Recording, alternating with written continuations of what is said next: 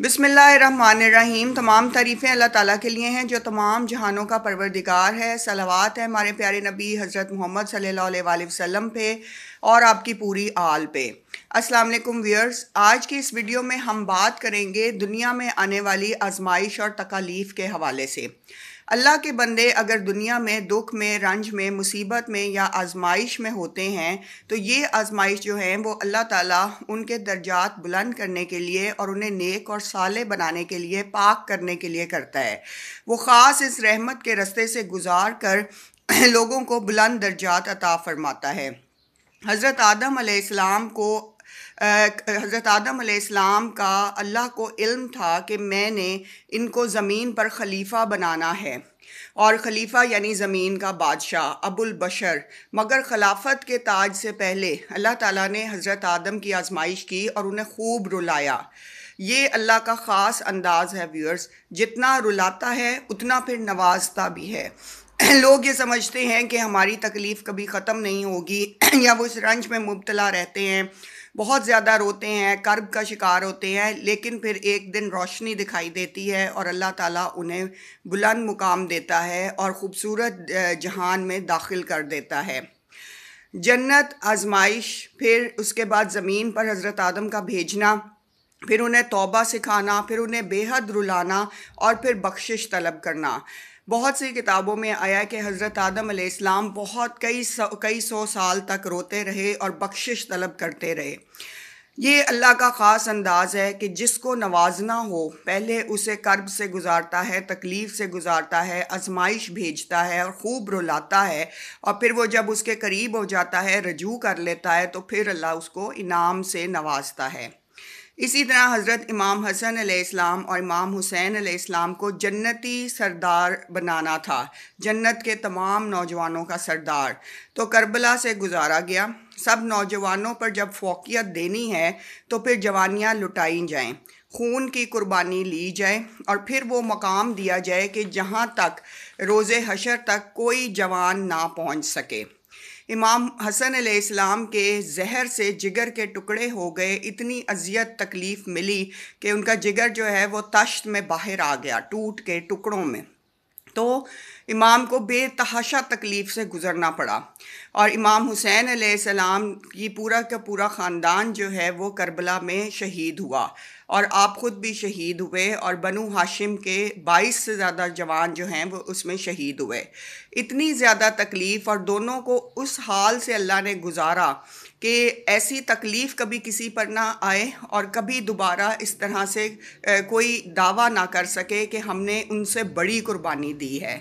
तो जिसे नवाजना होता है, जिसे अपने बहुत करीब करना होता है, जिसे लोगों में बुलंद तर दर्जा देना होता है, अल्लाह ताला उसे तकलीफ़ से गुजारता है, मसाइब से गुजारता है, और उन्हीं मसाइब की वजह से वो इंसान बहुत रोता भी है और तकलीफ़ में भी होता है। लेकिन हमारे आइमा कराम ने और अंबिया कराम ने हमेशा अपनी तकालीफ़ पर सब्र किया है और अल्लाह का शुक्र अदा करते थे वो कि अल्लाह ने उन्हें उस आजमाइश के लिए सिलेक्ट किया।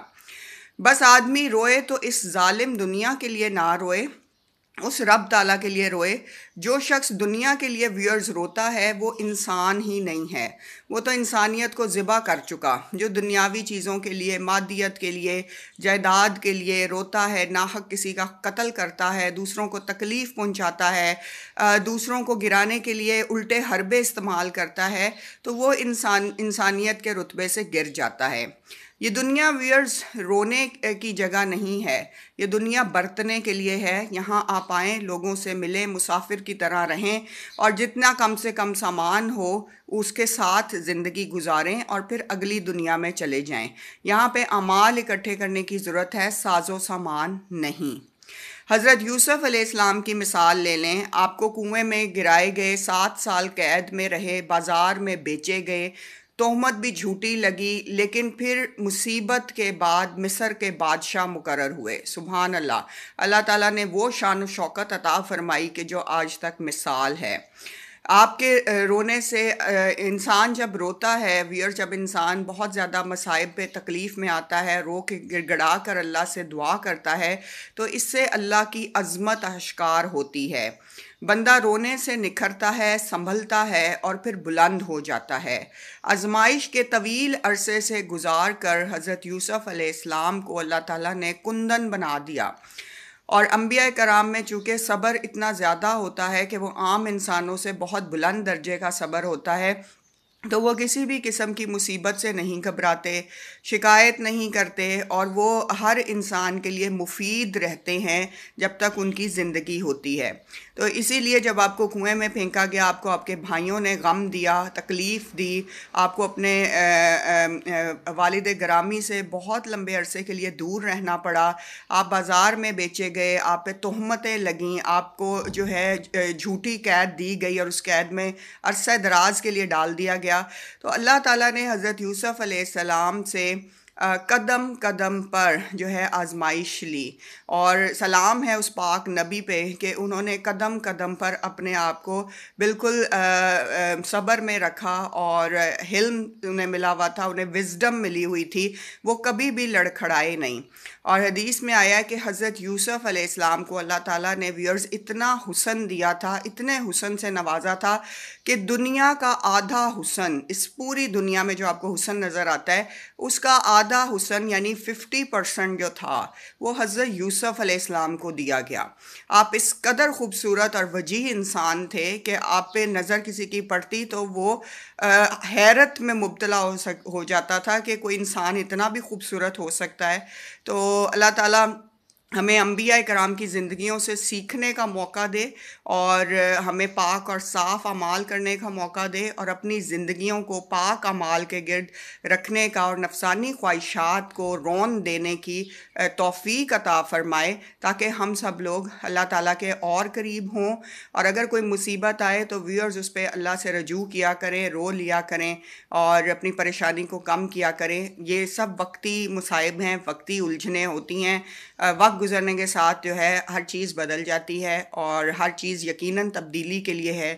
اس دنیا میں کچھ بھی جو ہے وہ ثابت نہیں ہے، وہ ہمیشہ رہنے والا نہیں ہے۔ یہاں پہ ہر چیز نے چینج ہو جانا ہے، اور ہر چیز نے فنا ہو جانا ہے۔ اللہ تعالیٰ ہمیں اپنے عقائد میں، اپنی جو صبر میں اور علم میں اور زیادہ مضبوطی عطا فرمائے۔ آمین۔